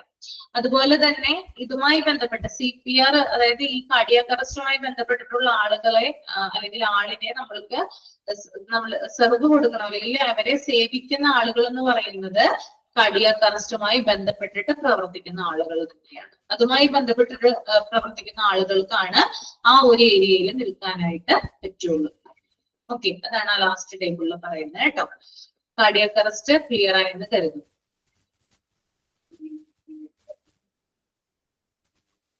Next one code yellow ആണ്. കോഡ് യെല്ലോ എന്ന് പറയുന്നത് ഡിസാസ്റ്ററുമായി ബന്ധപ്പെട്ടിട്ടുള്ള കോഡാണ് കേട്ടോ. An external disaster has occurred, the hospital will be receiving patients in excess normal. അതായത് സാധാരണയേക്കാൾ ഉപരി, അതായത് ഒരു ദിവസം ഒരു ഹോസ്പിറ്റലിൽ പേഷ്യൻസ് വന്നതിനേക്കാൾ ഉപരി ധാരാളമായിട്ട് പേഷ്യൻസിനെ റിസീവ് ചെയ്യുന്ന ഒരു സാഹചര്യം ഉണ്ടായിക്കഴിഞ്ഞാൽ അത് നമുക്ക് അതിനെ ഡിസാസ്റ്റർ എന്ന് വിളിക്കാം. അപകടങ്ങളൊക്കെ പറ്റുമ്പോഴാണല്ലോ ധാരാളം പേഷ്യൻസിനെ മാസ് കാഷ്വാലിറ്റി ഒക്കെ സംഭവിച്ച ആളുകളെ, കുറെ ആളുകളെ കൊണ്ടുവരുന്നത്. അപ്പൊ ആ ഒരു സന്ദർഭത്തിലാണ് എന്ത് ആക്ടിവേറ്റ് ചെയ്യാം, കോഡ് യെല്ലോ ആക്ടിവേറ്റ് ചെയ്യുന്നത് കേട്ടോ. നോക്കിയാൽ നിങ്ങള് locate and follow emergency action plans manual. Upon learning of an alert, all departments should activate their department-specific disaster plan as outlined in the hospital emergency procedures manual. CMO should report to the emergency operation center in charge, located in nursing administration 1-841. Okay, എന്താ പറയുന്നത്? അതായത് ഡിസാസ്റ്ററുമായി ബന്ധപ്പെട്ട് code yellow നമ്മൾ alert ചെയ്ത് കഴിഞ്ഞാൽ എത്രയും പെട്ടെന്ന് disaster പ്ലാനുകൾ ആക്ടിവേറ്റ് ചെയ്യണം. ഡിസാസ്റ്റർ പ്ലാൻ, അതായത് ഡിസാസ്റ്റർ മാനുവലില് പറഞ്ഞിരിക്കുന്ന അനുസരിച്ചുള്ള പ്ലാനുകൾ നമ്മൾ ആക്ടിവേറ്റ് ചെയ്യണം. എല്ലാ ഡിപ്പാർട്ട്മെന്റ്സിനും ആക്ടിവേഷനുമായി ബന്ധപ്പെട്ട് ഡിസാസ്റ്റർ പ്ലാനുമായി ബന്ധപ്പെട്ട് ഇൻഫോർമേഷൻ കൊടുക്കണം. അതുപോലെ തന്നെ എമർജൻസി മെഡിക്കൽ CMO, അതായത് കാഷ്വാലിറ്റി മെഡിക്കൽ ഓഫീസറെ ഉടനെ തന്നെ വിവരം അറിയിക്കണം. കാഷ്വാലിറ്റി മെഡിക്കൽ ഓഫീസറുടെ ഇൻസ്ട്രക്ഷൻസ് പ്രകാരം എന്ത് ചെയ്യാം, നഴ്സിംഗ് അഡ്മിനിസ്ട്രേഷൻ അല്ലെങ്കിൽ എന്താ പറയാ അതുമായി ബന്ധപ്പെട്ട ആളുകൾക്ക് 1841 എന്ന് പറയുന്ന ഒരു നമ്പർ കൊടുത്തിട്ടുണ്ട്, അതിലേക്ക് എന്ത് ചെയ്യാം, ഇൻഫോം ചെയ്യാവുന്നത്. ഇത്രയും പറഞ്ഞിരുന്ന ഡിസാസ്റ്ററുമായി ബന്ധപ്പെട്ട ഡിസാസ്റ്റർ മാനുവലിൽ എന്തൊക്കെയാണോ പറഞ്ഞിരിക്കുന്നത് ആ കാര്യങ്ങളുമായി ബന്ധപ്പെട്ട ഇത് ആക്ടിവേറ്റ് ചെയ്യുന്നതിന് വേണ്ടിയിട്ടാണ് കോഡ് യെല്ലോ ആക്ടിവേറ്റ് ചെയ്യുന്നത് കേട്ടോ, അല്ലെങ്കിൽ കോഡ് യെല്ലോ ഉപയോഗിക്കുന്നത്. Next one, check over all status of the ER department such as facilities, supplies and assets shifting, staffing needs, notify department in charge, coordinator, all departments should send extra staff to ER bay. ഇനി എന്താ ചെയ്യുന്നത്? അതായത് ഇങ്ങനെ ഡിസാസ്റ്ററുമായി ബന്ധപ്പെട്ട ആളുകൾ വരുമ്പോൾ കൂടുതലായിട്ട് ആളുകൾ ഉണ്ടാവുക കാഷ്വാലിറ്റിയിലായിരിക്കും അല്ലെ.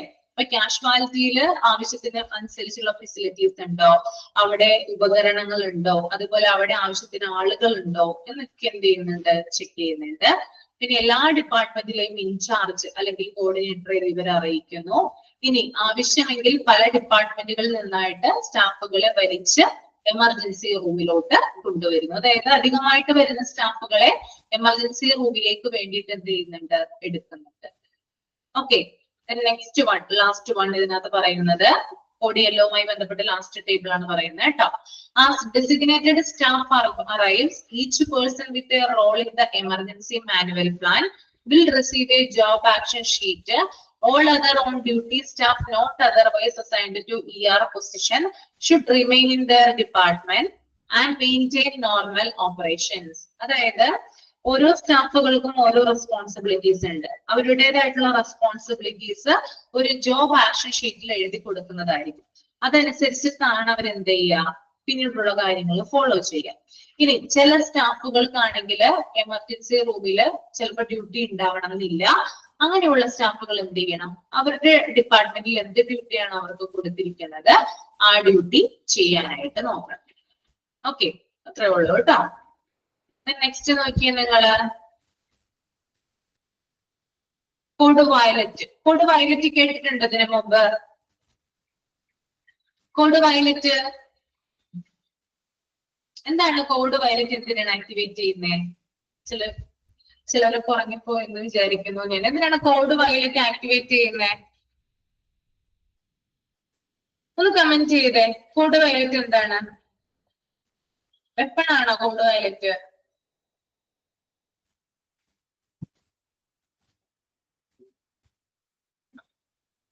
നമുക്ക് നോക്കാം അല്ലെ. Assistance is needed with an out of control patient. Individuals.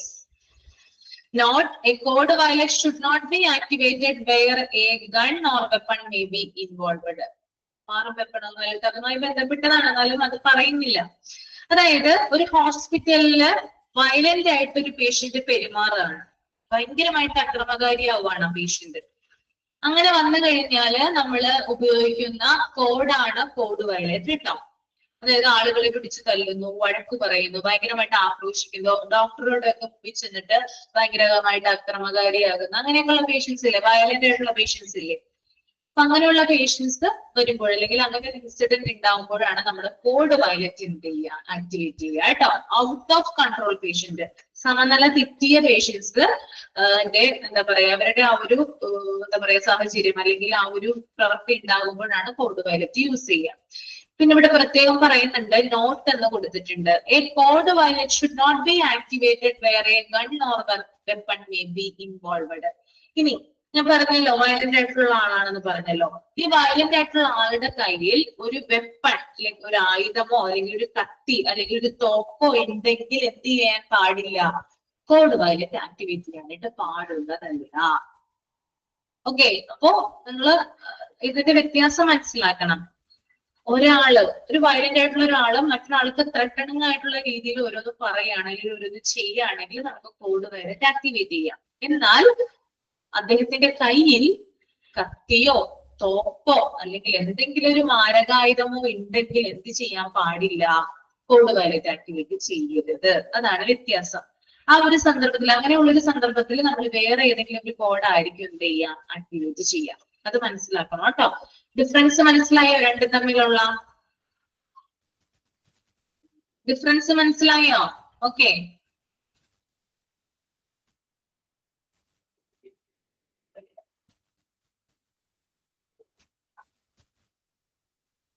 Vandana case അയാളുടെ അടുത്ത് മാരകായുധം ഉണ്ടായിരുന്നില്ലേ? ഉണ്ടായിരുന്നോ?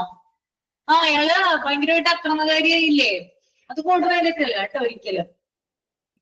ഒരാൾ ഡെത്ത് ആയ കേസല്ല, അത് കോഡ് വയലറ്റ് ആയിരിക്കില്ല ഒരിക്കലും കേട്ടോ. നമുക്ക് നോക്കാം. Dial emergency number two initial code violet and report the location, contact security and nursing supervisor immediately. അതായത് എമർജൻസി നമ്പറിൽ നമ്മൾ ഡയൽ ചെയ്യാം കോഡ് വയലറ്റുമായി ബന്ധപ്പെട്ട്. എവിടെയാണ് ലൊക്കേഷൻ, എവിടെയാണ് പേഷ്യന്റ് വയലന്റ് ആയിട്ട്, ഏത് സ്ഥലത്താണ് അദ്ദേഹത്തിന്റെ ലൊക്കേഷൻ എവിടെയാണ് അദ്ദേഹം ബഹളം ഉണ്ടാക്കുന്നത്, ആ ഒരു വിവരം നമ്മൾ കറക്റ്റ് ആയിട്ട് സെക്യൂരിറ്റിയെയും അതുപോലെ തന്നെ നഴ്സിംഗ് സൂപ്പർവൈസറെയും ഇമ്മീഡിയറ്റ് ആയിട്ട് അറിയിച്ചിരിക്കണം.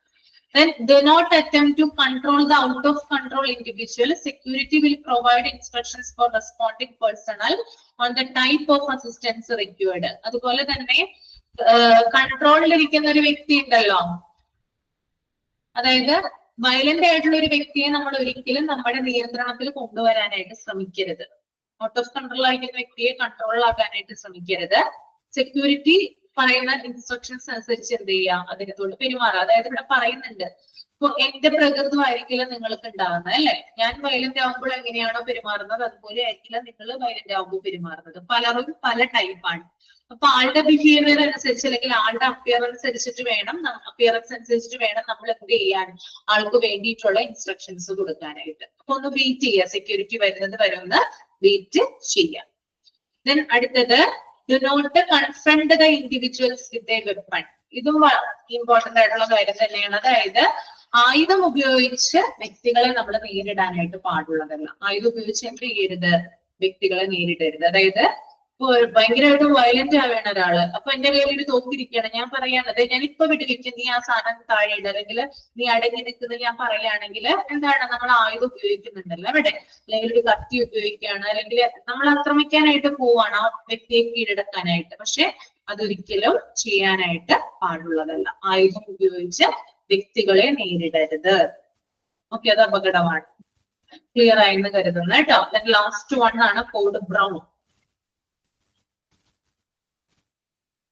Code Brown, an adult patient is missing, lost or abducted from the hospital. പ്രായപൂർത്തിയായിട്ടുള്ള ഒരാളെ മിസ്സാകുന്നതാണ് എന്ത്, കോഡ് ബ്രൗൺ ഉപയോഗിക്കുന്നത് കേട്ടോ. ഒരു പേഷ്യന്റ്, പ്രായപൂർത്തിയായിട്ടുള്ള ഒരു പേഷ്യന്റ് ഹോസ്പിറ്റലിൽ നിന്ന് മിസ്സാകുമ്പോഴാണ് കോഡ് ബ്രൗൺ യൂസ് ചെയ്യുക. When a patient is missing from a patient care unit or outpatient clinic and it is suspected that the patient has eloped, been abducted or is lost, conduct a unit search. If the patient does not return, ask the operator to initiate the code brown, notify security and provide a physical description of the patient, clothing worn by the patient. The last scene, notify SAMA on call, guest relation manager. SMA എന്നല്ല കേട്ടോ, SAMA എന്നാണ് അവിടെ കൊടുത്തിരിക്കുന്നത്. ഒരേ കൂട്ടി ഇട്ടാ മതി കേട്ടോ. എന്താണ്, അതായത് നമ്മളൊരു ഹോസ്പിറ്റലിൽ നിന്ന്, ഒരു ഔട്ട്പേഷ്യന്റ് ക്ലിനിക്കിൽ നിന്ന്, ഒരു ഹോസ്പിറ്റലിൽ നിന്ന് ഒരാളെ മിസ്സാവാണെന്ന് വിചാരിക്കാം. മിസ്സായി കഴിയുമ്പോൾ ആ പേഷ്യന്റ് മിസ്സാവുന്നത് ഒന്നില്ലെങ്കിൽ ആള് തനിയെ ഒളിച്ചോടിയതായിരിക്കാം, എലോപ്പഡ്, അല്ലെങ്കിൽ അബ്ഡക്റ്റഡ്, ആരെങ്കിലും അയാളെ കിഡ്നാപ്പ് ചെയ്തതായിരിക്കാം. ഈ ഒരു സാഹചര്യത്തിൽ നമ്മൾ ഏത് കോഡാണ് ആക്ടിവേറ്റ് ചെയ്യുന്നത്, കോഡ് ബ്രൗൺ ആണ് ആക്ടിവേറ്റ് ചെയ്യുന്നത്. ഒരാള് ഇന്നത്തെ വ്യാഴാഴ്ചയാണല്ലോ, വ്യാഴാഴ്ച 12 മണിക്ക് ഒരാളെ ഹോസ്പിറ്റലിൽ നിന്ന് മിസ്സായി എന്ന് വിചാരിക്കാം. അയാൾ ചിലപ്പോൾ ഒളിച്ചോടിയതായിരിക്കാം, അല്ലെങ്കിൽ അയാൾ ആരെങ്കിലും കിഡ്നാപ്പ് ചെയ്തതായിരിക്കാം.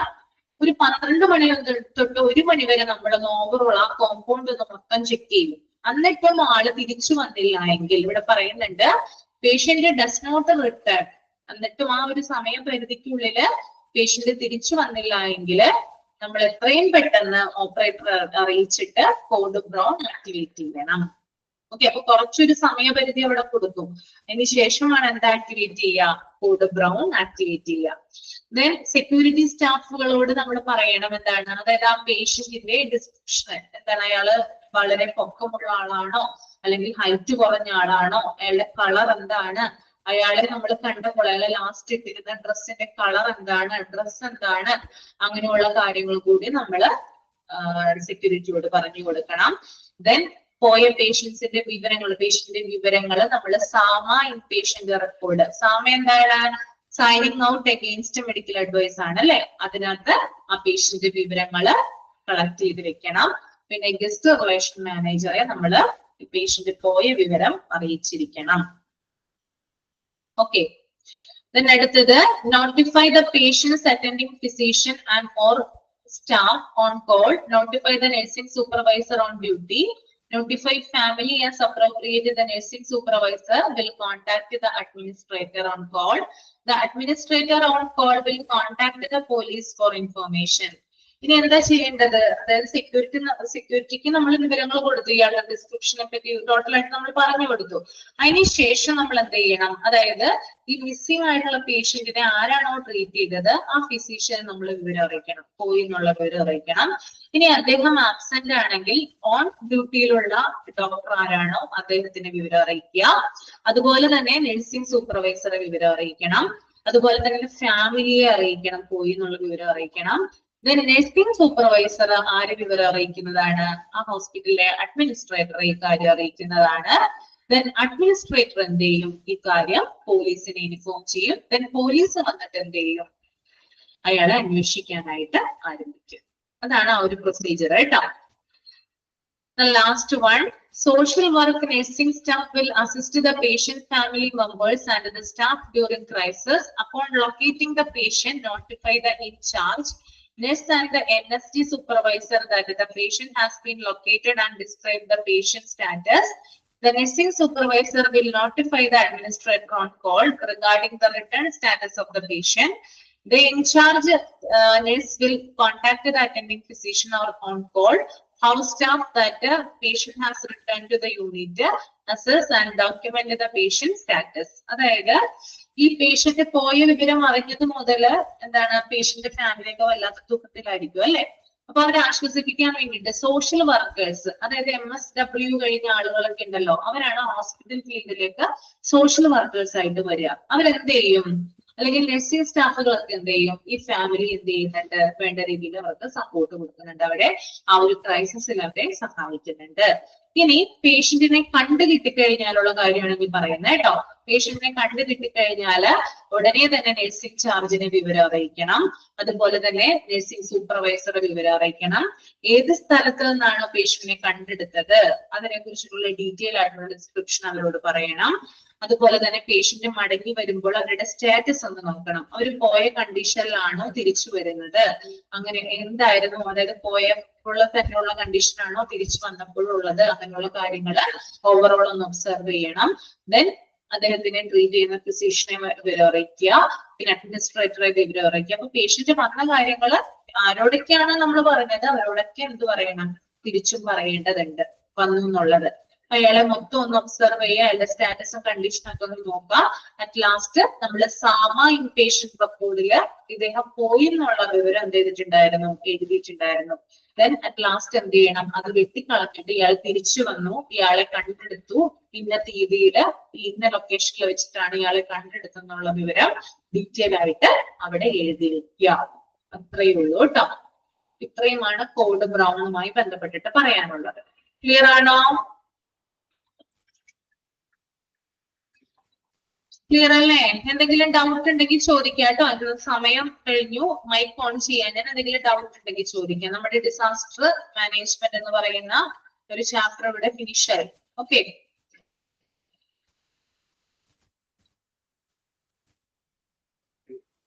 എന്തെങ്കിലും ഡൗട്ട് ഉണ്ടോ? മാം, ടൈപ്സ് ഓഫ് ഡിസാസ്റ്റേഴ്സ് ആൻസർ 2 ആണോ? എന്താണ് ടൈപ്സ് ഓഫ് ഡിസാസ്റ്റേഴ്സ് ആൻസർ 2 ആണോ? തുടക്കത്തിലാണ് ഈ ലെസൺ. 2 ആണ്. അതെ, external and internal disaster. Okay, thank you ma'am.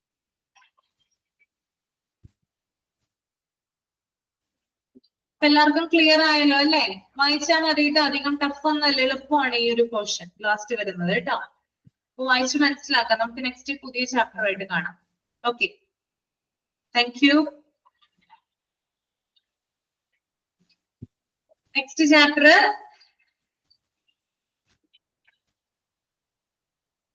Quality assurance and NABH. Quality assurance and NABH കേട്ടോ, അതാണ് നെക്സ്റ്റ് ചാപ്റ്റർ. അതാണ് എടുക്കാനായിട്ട് വിചാരിക്കുന്നത് കേട്ടോ. Okay, thank you. വൈൻഡപ്പ് ചെയ്യാണ്. Thank you ma'am. Thank you ma'am.